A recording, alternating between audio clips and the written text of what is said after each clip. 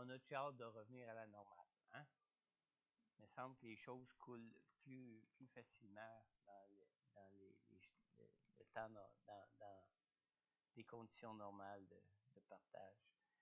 Je vais vous inviter ce matin pour la prédication. Est-ce qu'on commence l'enregistrement? Alors, bonjour encore pour ce matin, dimanche le 13 septembre. Bienvenue sur Centre-Vie Abondante pour le message de la prédication de notre culte de ce dimanche. Je vous invite à tourner ce matin dans 2 Timothée, deuxième épître de Paul à Timothée. On va lire ensemble dans le chapitre 1 de 2 Timothée, les versets 7 à 10. 2 Timothée, versets 7 à 10. Là, je suis bien allumé. Hein? Alors, 2 Timothée 1, à partir du verset 7, on lit ici, « En effet, ce n'est pas un esprit de timidité que Dieu nous a donné, mais un esprit de force, d'amour et de sagesse. N'aie donc pas honte du témoignage à rendre à notre Seigneur, ni de moi son prisonnier, mais souffre avec moi pour l'Évangile en comptant sur la puissance de Dieu. Il nous a sauvés et nous a adressé un saint appel. Et il ne l'a pas fait à cause de nos œuvres, mais à cause de son propre plan et de sa grâce qui nous a été accordée en Jésus-Christ de toute éternité, et qui a maintenant été révélée par la venue de notre Sauveur Jésus-Christ. C'est lui qui a réduit la mort à l'impuissance et a mis en lumière la vie et l'immortalité pour l'Évangile. Prions ensemble. Seigneur notre Dieu, Seigneur, nous venons devant toi ce matin, Seigneur, en prière à toi, devant toi ce matin, Seigneur Dieu, pour te demander encore ce matin ta grâce dans ton amour pour nous, Seigneur. Ta grâce, la grâce de ton Saint-Esprit, ta grâce, la grâce de l'onction de ton esprit sur chacun de nous ce matin, Seigneur Dieu, pour nous enseigner en ce qui concerne ce message de ta parole ce matin, Seigneur. Que ton Saint-Esprit puisse pleinement nous révéler tout ce qui concerne, Seigneur, ton plan de vie pour chacun de nous, tout ce qui concerne, Seigneur Jésus, ton appel que tu as pour chacun de nous, pour chacune de nos vies, Seigneur. Que ton esprit agisse puissamment, Seigneur, et que nos cœurs puissent être éclairés, enseignés, conduits, dirigés par toi, afin que tout le plan de vie que tu as pour chacun de nous personnellement, Seigneur Dieu, que tu puisses nous y conduire pour le réaliser et l'accomplir pour nous, Seigneur. On te le demande, Père, dans le nom puissant de Jésus. Et tout le monde dit? Amen. J'ai intitulé mon message ce matin « Répondre à l'appel ». Vous savez, Dieu a un appel en fonction du plan de vie qu'il a pour chacun de nous. Croyez-le ou croyez-le pas, Dieu a un plan de vie pour chacun de nous. On vient de lire dans 2 Timothée au chapitre 1, au verset 9. On vient de lire « Il nous a sauvés, il nous a adressé un saint appel. Et il ne l'a pas fait à cause de nos œuvres, mais à cause de son propre plan et de sa grâce qui nous a été accordée en Jésus-Christ de toute éternité. » Quand nous nous arrêtons pour bien saisir ce que nous dit ce verset de la parole de Dieu, on peut constater que Dieu a beaucoup plus pour nous que de nous sauver de notre vie de pécheurs du passé. Beaucoup plus que ça. Dans Jérémie 29, 11, Dieu nous dit, « En effet, moi, je connais les projets que je forme pour vous, déclare l'Éternel, projets de paix et non de malheur, afin de vous donner un avenir et de l'espérance. » Alors Dieu a un appel pour nous sur chacune de nos vies et cet appel est toujours en fonction du projet de vie que Dieu a pour nous, pour chacun de nous. Ce n'est pas un appel qui nous est offert comme une option selon nos propres projets de vie où ce que dit « Je voudrais bien suivre le projet de vie, le plan de vie que Dieu a pour moi de toute éternité, mais j'ai d'autres projets pour le moment. Alors, ce n'est pas un appel qui nous est offert comme une option selon nos propres projets de vie, mais c'est un appel en fonction du plan de vie que Dieu veut et que Dieu a pour nous de toute éternité. Amen.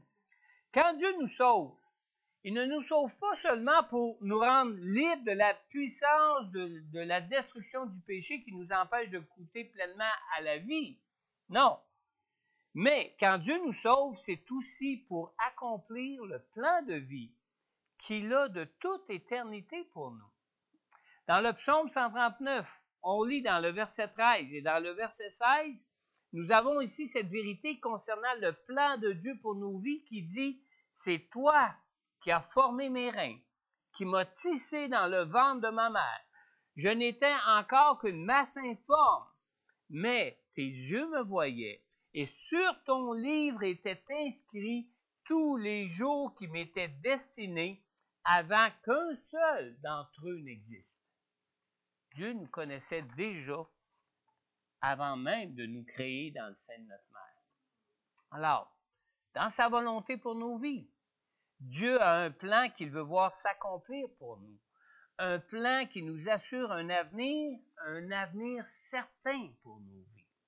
C'est un plan de vie qui nous assure un héritage d'une valeur incomparable. On parle d'un héritage dans le royaume éternel de son Fils Jésus-Christ. Et cet héritage-là, on la prépare déjà en marchant dans le plan de vie que Dieu a pour nous, pour nos vies. Mais, marcher avec Dieu pour répondre à son appel et voir s'accomplir le plan de bénédiction de vie que Dieu a pour nous, c'est pas quelque chose qui se fait miraculeusement comme de façon magique. Miraculeusement, oui, mais pas d'une façon magique et automatique.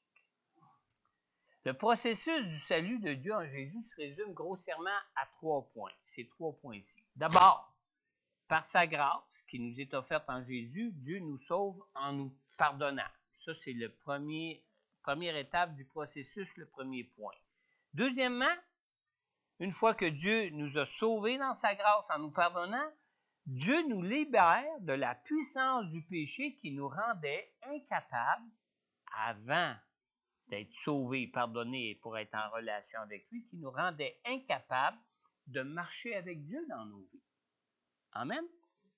Et finalement, dans tout ce processus, la troisième étape, c'est que finalement, Dieu nous transforme à l'image de son Fils Jésus-Christ. Pourquoi? Afin de nous rendre obéissants au Saint-Esprit comme Jésus l'a été, pour marcher dans cet appel du plan de vie que Dieu a de toute éternité pour nous et que Dieu veut accomplir pour nous maintenant. Et ça se fait graduellement depuis le jour de notre naissance et tout au long de notre vie en marchant ici-bas avec lui. Amen. Maintenant, pour s'appliquer à marcher de manière à répondre à l'appel que Dieu a pour nous, il est important de savoir 2 choses. Et retenez bien ces 2 choses. Vous les connaissez déjà de toute façon. Premièrement, il est important de connaître que Dieu a un appel particulier pour chacun de ses enfants. Il ne nous sauve pas, comme j'ai dit au début, seulement pour nous libérer de la puissance du péché, mais il nous sauve vraiment parce qu'il a un plan de vie pour nous qu'il veut accomplir pour nous. Et c'est dans le temps de notre vie terrestre que Dieu veut l'accomplir et doit l'accomplir pour notre héritage éternel à venir. Et la deuxième chose, c'est qu'il faut être conscient que Dieu n'est pas le seul à avoir un appel pour nous sur nos vies. Est-ce qu'on sait ça, ces choses-là? Oui, on sait ça. Vous savez, plus nous connaissons le Seigneur, plus nous serons disposés à marcher avec le Seigneur. Et plus nous marchons avec le Seigneur, moins nous avons de risque de marcher dans un appel qui ne soit pas de Dieu pour nos vies. Vous pensez peut-être que vous marchez toujours dans l'appel de Dieu pour vos vies. Mais attendez, c'est pas toujours aussi évident, puis c'est pas toujours le cas. Dr. K.P. Yohanan, qui est le fondateur de Gospel for Asia, un grand ministère qui couvre toute l'Asie. Dans son livre qui s'intitule « À contre-courant », et ce livre a comme sous-titre « Comment bien achever la course dans un monde de compromis ». On sait qu'on vit dans ce monde quand on est chrétien et c'est jamais sans opposition. Hein? Alors, on comprend bien ce sous-titre qui dit « Comment bien achever la course dans un monde de compromis ». Mais Dr. Yohanan dit « Cette connaissance nous sert de forteresse quand les choses deviennent compliquées. » Est-ce que ça arrive que des fois, on trouve les choses de nos vies compliquées? Est-ce que ça arrive que des fois, on a des choix à faire où on trouve ça compliqué puis qu'on n'est pas trop certain qu'on marche avec Dieu, qu'on est dans le plan de Dieu ou que c'est le plan de Dieu pour nous? C'est constant, ça, pour nous, dans nos vies. Où ce qu'on a à marcher par la foi, où ce qu'on a à réaliser, prendre conscience que ça vient peut-être juste de mes propres projets, ce que je pense là. Ça vient peut-être du diable, ce qui m'est inspiré là. C'est peut-être parce que le monde voudrait plus m'avoir ou que je voudrais plus faire plaisir au monde que faire plaisir à Dieu. C'est compliqué des fois. Amen. Maintenant, pour répondre à l'appel de Dieu pour notre vie, il est essentiel de comprendre que Dieu n'est pas le seul à lancer son appel sur nos vies. Même qu'une fois que nous sommes sauvés, une fois que nous sommes nés de nouveau en Jésus, nous n'arrivons pas automatiquement à répondre à l'appel de Dieu pour nous. On lit dans Jean, au chapitre 1, l'évangile de Jean, premier chapitre, dans les versets 12 et 13, en ce qui concerne notre salut. On lit ici, « Mais à tous ceux qui l'ont accepté, à ceux qui croient en son nom, Jésus donne le pouvoir de devenir enfants de Dieu, puisqu'ils sont nés, non du fait de la nature, ni de par une volonté humaine, ni par la volonté d'un mari, mais qu'ils sont nés de Dieu. » Maintenant, suivez-moi bien là-dessus. Vous savez, notre droit et notre capacité de devenir enfant de Dieu ne nous sont pas venus du fait de notre propre nature, du fait qu'on voulait, y a-t-il quelqu'un qui pourrait me parler de Dieu, de Jésus, je veux connaître Dieu? Non, ça ne vient pas de notre nature. De notre nature, on est toujours plutôt tendance à faire opposition à Dieu et à sa volonté pour nos vies.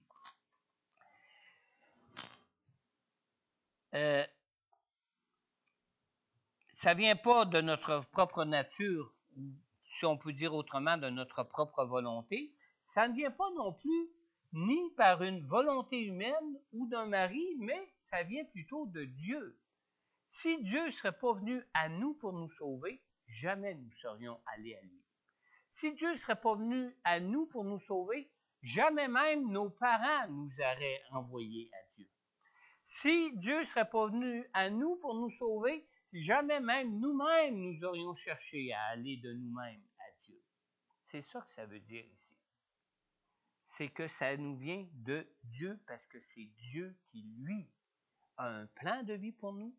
C'est Dieu qui, lui, vient à nous pour réaliser et parce qu'il veut réaliser et accomplir le plan de vie qu'il a pour chacun de nous. Donc, continuez de me suivre là. Même si notre père ou notre mère nous appellerait sans cesse à devenir un chrétien, nous ne pourrions pas le devenir sans que ce soit par la grâce, ni que ce soit par la puissance de Dieu pour agir en nous, pour qu'on le devienne. Alors, nous voyons ici que ce n'est pas par la volonté des hommes, ni même de par une quête personnelle de nous-mêmes que nous devenons enfants de Dieu, mais par la grâce et par la puissance de Dieu qui, lui, nous connaît d'avance pour réaliser son plan de vie pour nous, pour chacun de nous.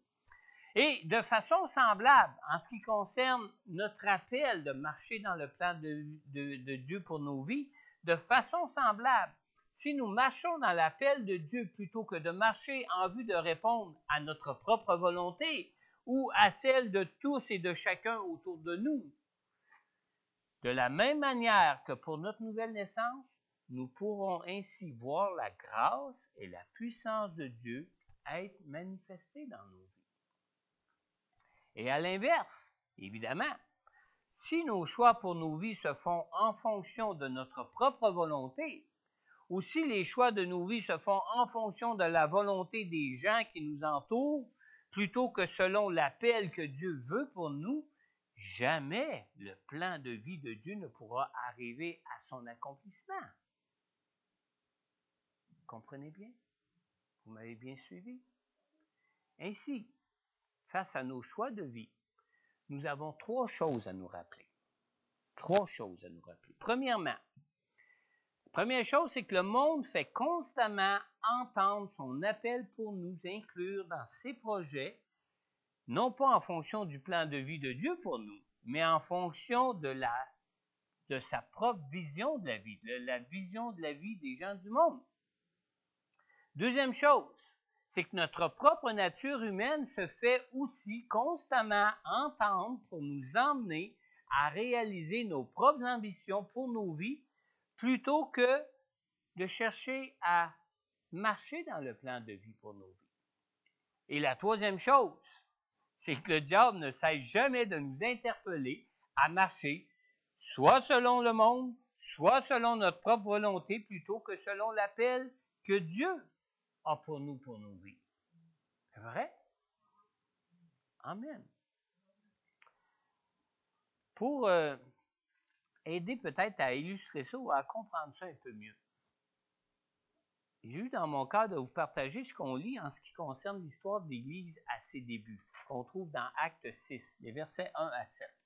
Tournez avec moi dans Acte 6, les versets 1 à 7, parce que tous les versets ici apparaîtront pas à l'écran. On lit ici dans Acte 6, à partir du verset 1. À cette époque-là, alors que le nombre des disciples augmentait, les hellénistes murmurèrent contre les Hébreux parce que leurs veuves étaient négligées lors des distributions quotidiennes. Les 12 convoquèrent l'ensemble des disciples et dirent « Il ne convient pas que nous délaissions la parole de Dieu pour servir aux tables. C'est pourquoi, frères et sœurs, choisissez parmi vous 7 hommes de qui l'on rende un bon témoignage, remplis d'Esprit Saint et de sagesse, et nous les chargerons de ce travail. Quant à nous, nous continuerons à nous consacrer à la prière et au ministère de la parole. » Cette proposition plut à toute l'assemblée. Ils choisirent donc Étienne, un homme plein de foi et d'Esprit Saint, Philippe, Procore, Nicanor, Timon, Parménas et Nicolas, un non-juif d'Antioche converti. Ils les présentèrent aux apôtres et ils posèrent les mains sur eux en priant. Et on lit finalement en conclusion de cette histoire, nous lisons au verset 7, « Et la parole de Dieu se propageait de plus en plus. Le nombre des disciples augmentait beaucoup à Jérusalem et une grande foule de prêtres obéissait à la foi. » Laissez-moi ce matin vous faire 3 remarques concernant ce texte sur la parole de Dieu ici qu'on vient de lire. Puis je laisse le Saint-Esprit même vous convaincre des autres remarques qui peut-être vous regardent plus chacun de vous personnellement. Première remarque, c'est que le développement de l'Église et l'avancement du royaume de Dieu n'est pas seulement l'affaire ou l'appel de ceux qui ont un appel aux différents ministères de la parole dans l'Église. Ça concerne tous les gens de l'Église.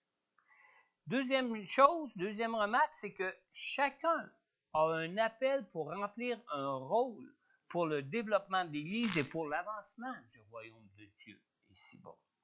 Et finalement, la dernière remarque, c'est que c'est essentiel de marcher en obéissance au Saint-Esprit pour répondre à l'appel spécifique que Dieu a pour chacun de nous en tant qu'enfants de Dieu.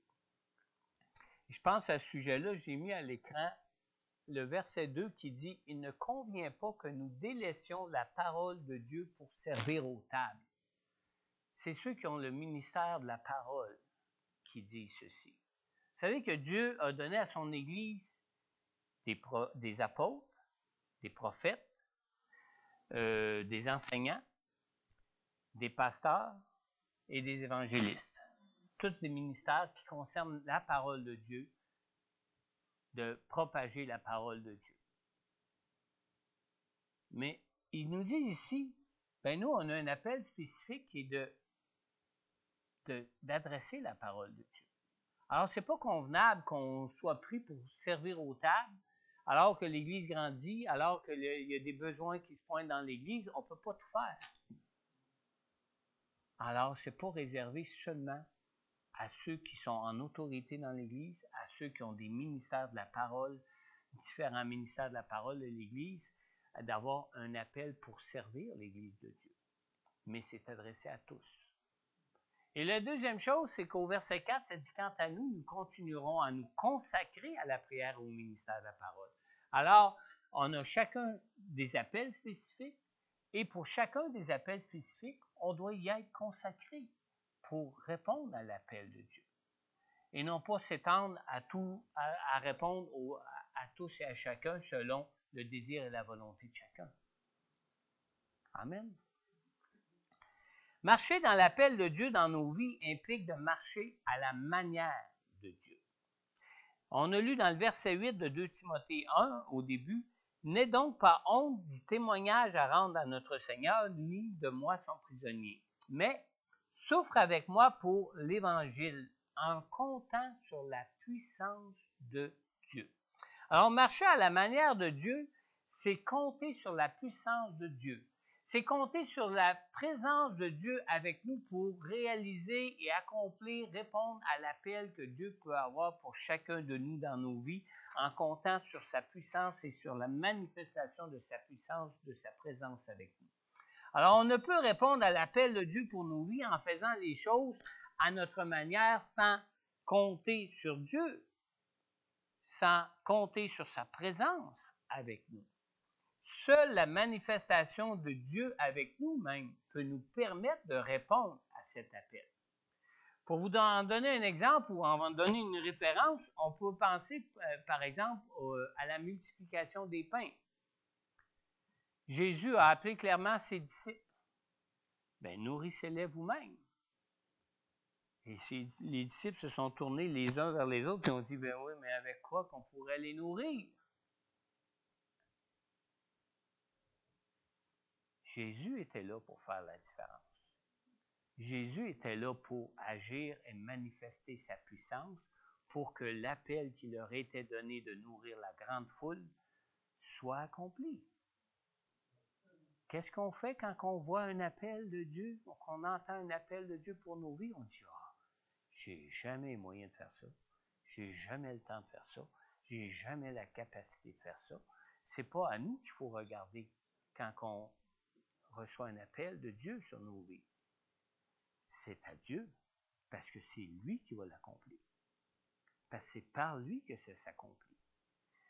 Rappelez-vous qu'avant d'être chrétien, jamais vous aviez la capacité de marcher dans le plan de Dieu pour votre vie.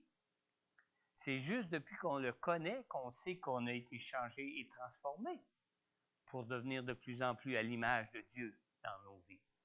Jamais on n'aurait pu l'être par nous-mêmes, sans la présence de Dieu, sans la puissance du Saint-Esprit en nous pour nous changer, pour nous transformer, afin de marcher dans ce plan de vie pour nous. Et c'est la même chose en ce qui concerne l'appel que Dieu peut avoir pour nous spécifiquement, chacun pour nos vies. Que ce soit juste pour faire du ménage dans l'Église ou pour un ministère de la parole. On a simplement besoin de réaliser que c'est un appel de Dieu. On a simplement besoin de réaliser que peu importe qu'on pense qu'il nous manque de temps ou qu'on soit qualifié ou quoi que ce soit, que c'est Dieu qui va disposer les choses et que c'est Dieu qui va manifester sa puissance dans cet appel pour qu'elle se réalise pour nous. Amen. Quand je considère l'appel que nous avons en tant qu'Église, vous savez, il m'arrive de me demander si ce n'est pas seulement les pasteurs qui comptent sur la puissance de Dieu pour voir l'Église avancer. Des fois, je me le demande. Vous savez, quel que soit notre appel, quand nous voulons y répondre, nous sommes toujours Et ça, je vous dis, c'est sans exception, on est toujours confronté à des situations qui nous semblent toujours impossibles à surmonter.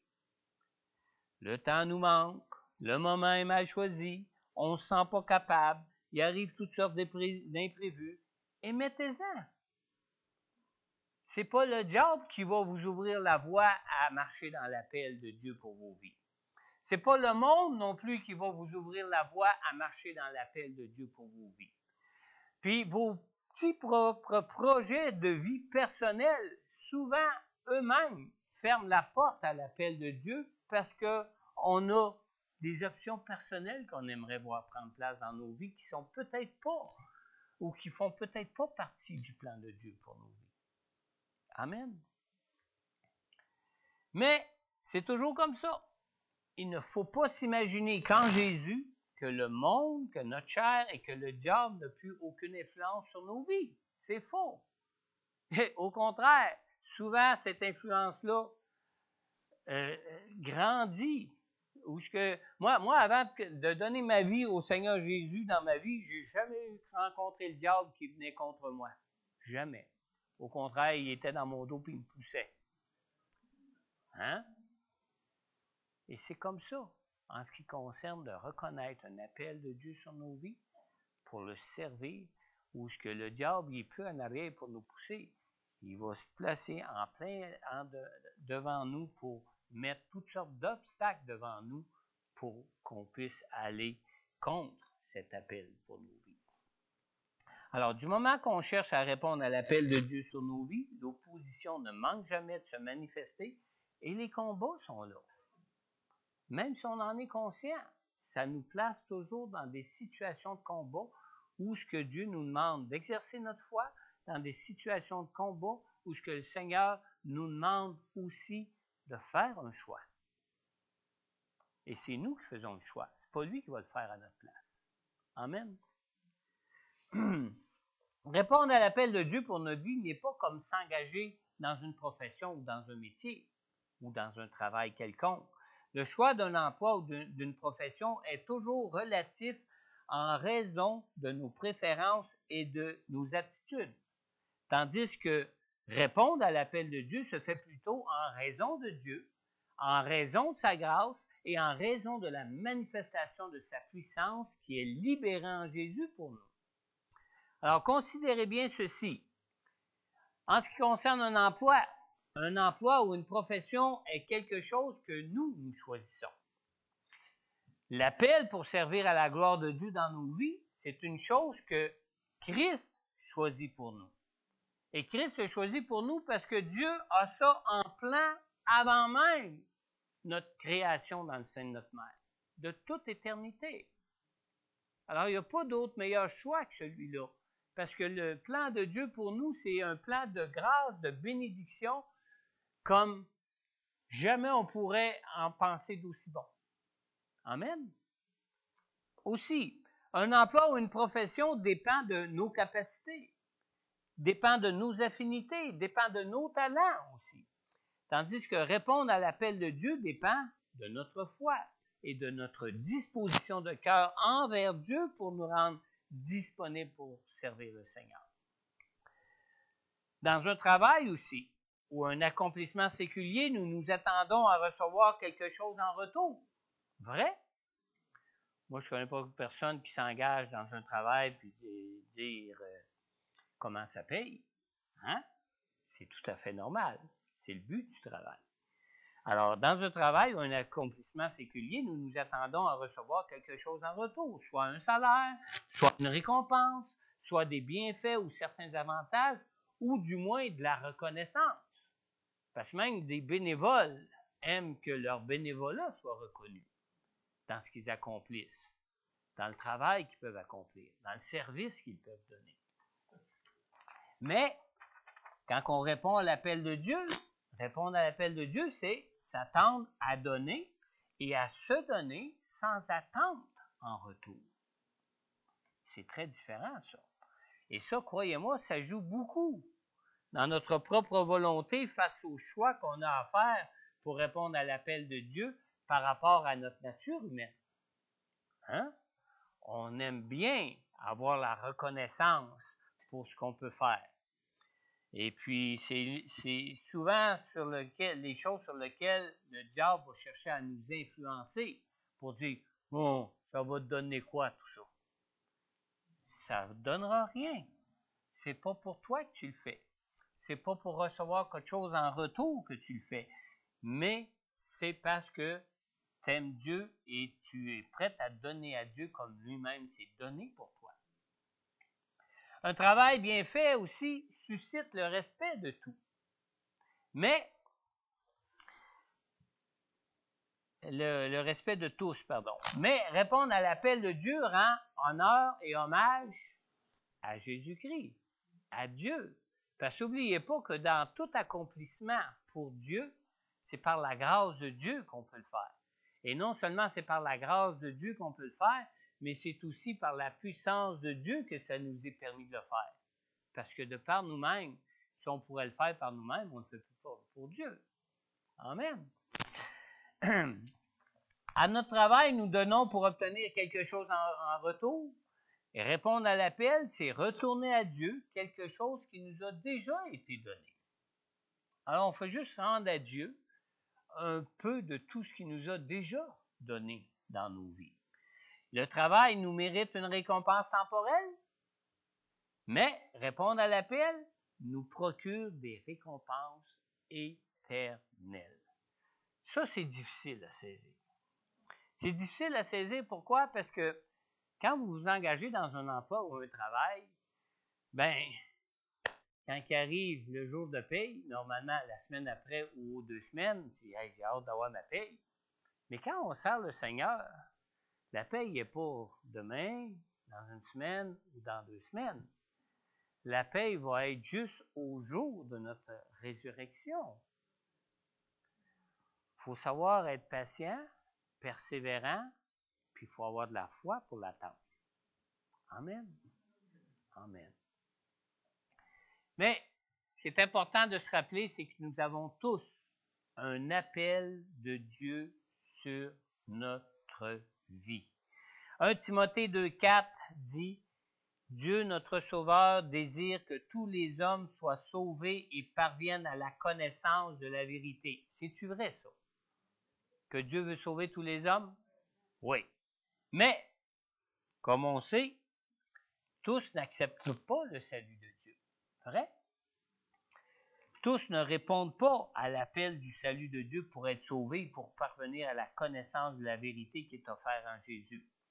Et de la même manière, tous ne répondent pas non plus à l'appel pour le plan de vie de bénédiction que Dieu a pour chacun de nous.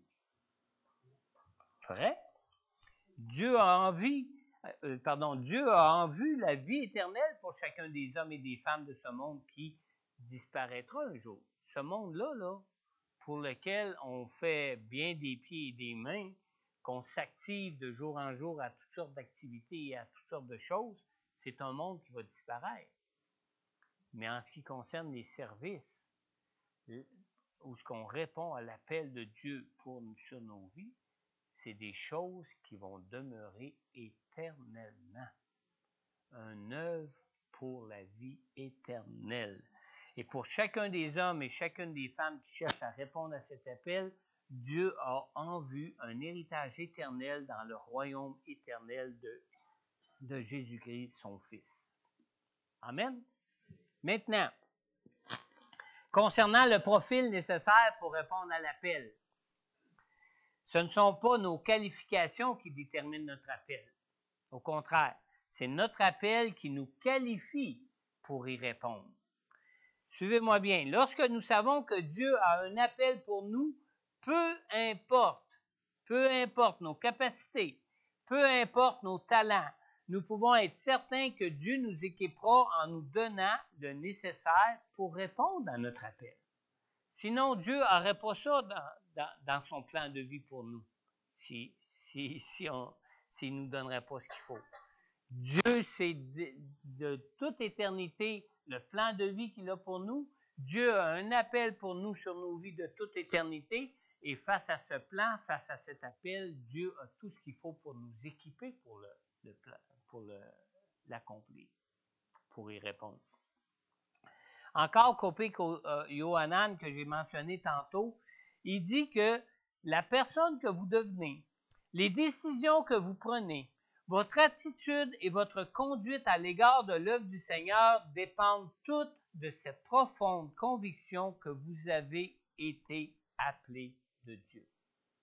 À ce sujet-là, on a l'exemple de Timothée. Timothée, dont on a lu le texte tantôt ce matin. Timothée, c'était un jeune homme de nature timide. Hein? Il était timide, il était comme pas le genre de personne qui aimait s'imposer. Il avait même une santé fragile. Mais on lit dans 1 Timothée 4,12, Paul lui dit que personne ne méprise ta jeunesse. Alors, c'était un jeune homme timide, fragile dans sa santé, mais et à cause de tout ça, il doutait peut-être un peu de son appel. À cause de son jeune âge et surtout de son manque d'expérience du fait qu'il était jeune, Timothée ne se sentait sûrement pas à la hauteur pour répondre à l'appel de Dieu pour sa vie. Et c'est normal qu'il y ait des combats à ce sujet-là. Et le simple fait que Timothée savait que c'était un appel de Dieu pour lui, c'était suffisant pour y répondre.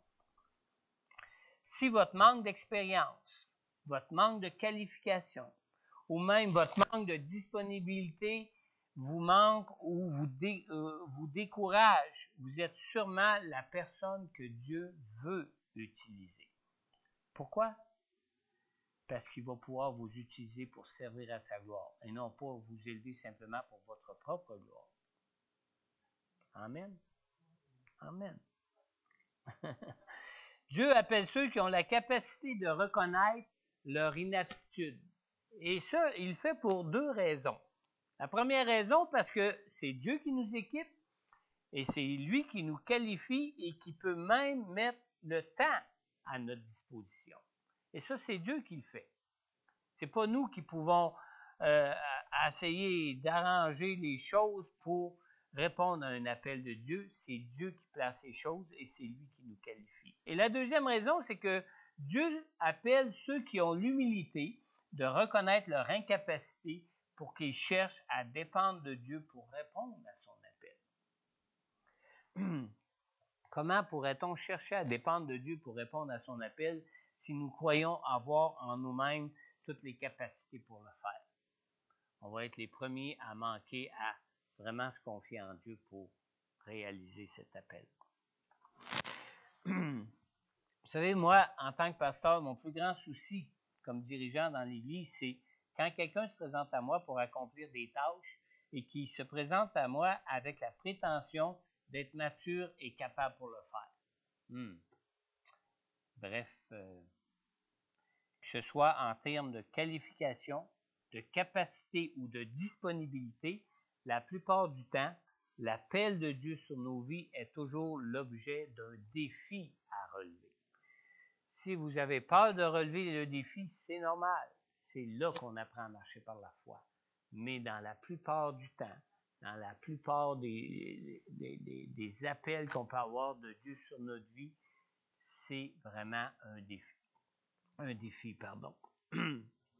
Mais ça, c'est la normalité en Jésus, d'avoir à répondre à Dieu par la foi et d'avoir à répondre à Dieu en cherchant à dépendre de lui. C'est la raison pour laquelle il nous fait grâce de la personne du Saint-Esprit avec nous pour pouvoir y répondre. N'est-ce pas? Moi, je me souviens quand je suis venu au Seigneur, j'avais 30 ans déjà.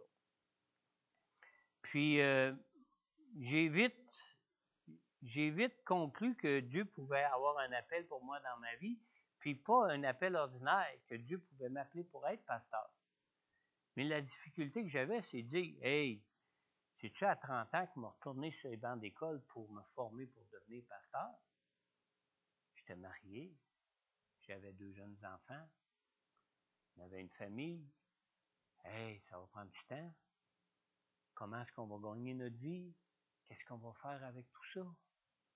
Savez-vous que ça m'a pris 6 ans et demi de faire ma formation à temps partiel, puis travailler à temps partiel, puis faire du ministère même en même temps. Mais avec Dieu, il n'y a rien d'impossible. À un moment donné, ça m'a pris de la foi. Je Je me souviens, le premier Noël que j'ai passé avec des gens de l'église, on était à un dîner chez le pasteur. Il y avait un des diacres qui était invité. Et puis le diacre, il me dit, comme ça, toi, tu es en affaires. Je vois, moi, je suis en affaires. Ça faisait déjà une douzaine d'années, 13 ans, je pense, que j'étais en affaires. Et puis les affaires allaient bien, puis tout ça. Puis il dit, tu comptes-tu rester en affaires? Ah, ben, je commence à penser que peut-être Dieu m'appelle à le servir dans ma vie. Ah bon? Puis il dit, à faire quoi? Ben, peut-être être pasteur, je ne sais pas. Comme ça, tu vas mettre ta business à vendre. Ah ouais? Ah, j'avais même pas pensé à ça. Des fois, on ne peut pas s'imaginer ce que Dieu peut avoir pour nous. On ne peut pas s'imaginer ce que Dieu peut faire pour nous. Vous savez, quand moi, j'ai recommencé à aller à l'école, j'avais fini un secondaire 5. Puis je me souviens, alors que j'étais en affaires, quelqu'un m'avait dit, toi, tu dois te tenir au courant des nouvelles. Je ne dis pas tout, je lis jamais le journal, je lis jamais même. Je lis juste les gros titres puis les images. Je n'ai pas le temps de lire. Puis ça fait des années que je ne lisais pas. Sauf que quand je me suis engagé au collège biblique, il a fallu que je m'y remette à lire. Et vous savez, au début, on lit, même après 30 ans, des fois, je bégaye un peu en lisant. Je ne sais pas s'il y en a qui sont déjà allés dans mon bureau. La bibliothèque dans mon bureau, là, c'est ma bibliothèque personnelle. Quand je suis venu au Seigneur, à l'âge de 30 ans, j'avais 0 livre, sauf le petit évangile de Gédéon que j'avais eu de mon épouse. On ne peut pas imaginer ce que Dieu peut faire pour réaliser l'appel qu'il veut pour nous sur nos vies. Ça peut paraître des fois incroyable, mais pour Dieu, il n'y a rien d'impossible. Il n'y a rien d'impossible. Nous ne sommes pas seuls devant l'appel que Dieu place sur nos vies. Et ça, c'est bien important de le réaliser. Répondre à l'appel de Dieu sur notre vie dépend de nous, mais ce qui est la bonne nouvelle dans tout ça, c'est que l'accomplissement de l'appel que Dieu a pour nous dépend de Dieu et non pas de nous. Amen. Dans 1 Corinthiens 1,9, on lit « Dieu est fidèle, lui qui vous a appelé à vivre en communion avec son Fils Jésus-Christ, notre Seigneur. » Dieu est fidèle, lui qui vous a appelé en communion avec son Fils Jésus-Christ, notre Seigneur. Alors, être enfant de Dieu comporte avant tout un appel. Et le premier appel que ça comporte d'être enfant de Dieu, c'est l'appel de vivre en communion constante avec Dieu en Jésus. En communion avec lui. Dans 2 Timothée 4, 22, on lit ici que le Seigneur Jésus-Christ soit avec ton esprit, que la grâce soit avec vous. Alors, on voit ici comment cette communion peut varier en constance et en intensité. Des fois, on peut se sentir, wow, porté par le Seigneur un bon bout. Il y a des fois, on se sent comme tout seul. On se dit, où c'est qui est Dieu dans ma vie? Ça varie dans notre vie. Mais l'apôtre Paul, ici, adresse cette prière pour Timothée et il dit que le Seigneur Jésus-Christ soit avec ton esprit, que la grâce soit avec vous. Alors, on voit que cette communion-là peut varier en constance et en intensité. Mais il y a une chose qui est certaine, et cette chose, c'est que peu importe nos manquements à nous, dans notre fidélité en ce qui concerne notre fidélité au Seigneur, Dieu, lui, demeure fidèle. Fidèle pour accomplir son appel pour chacun de nous, même si nous, des fois, on hésite, même si nous, des fois, on tarde, même si nous, des fois, on manque de constance ou on manque de fidélité à Dieu dans nos vies. Dieu ne cesse pas d'appeler, Dieu ne cesse pas de chercher à accomplir son appel qu'il a pour nous dans nos vies, tout au long de nos vies. Dieu demeure fidèle à son appel, dans son amour pour nous, pour réaliser son plan de bénédiction pour notre vie, même si ça nous arrive d'être infidèles de notre côté. Mais avant toute chose, avant de parler de ta fidélité envers Dieu, il faut d'abord que tu connaisses cette communion en Dieu. Et la première étape pour parvenir à répondre à l'appel de Dieu pour ta vie est celle de reconnaître ton besoin d'être réconcilié avec Dieu. Et pour nous réconcilier avec lui, Dieu nous a donné un plein pardon pour tous nos péchés en Jésus. Nul autre qu'en Jésus. Alors ce matin, si tu reconnais que Jésus est mort pour le prix de tes péchés à la croix, et si tu veux le recevoir dans ton cœur pour qu'il te conduise dans tout le plan et l'appel que Dieu a pour ta vie, tu peux le faire maintenant en lui adressant cette prière. On va simplement courber nos têtes et vous avez simplement à répéter après moi, Père céleste, je crois en ton amour.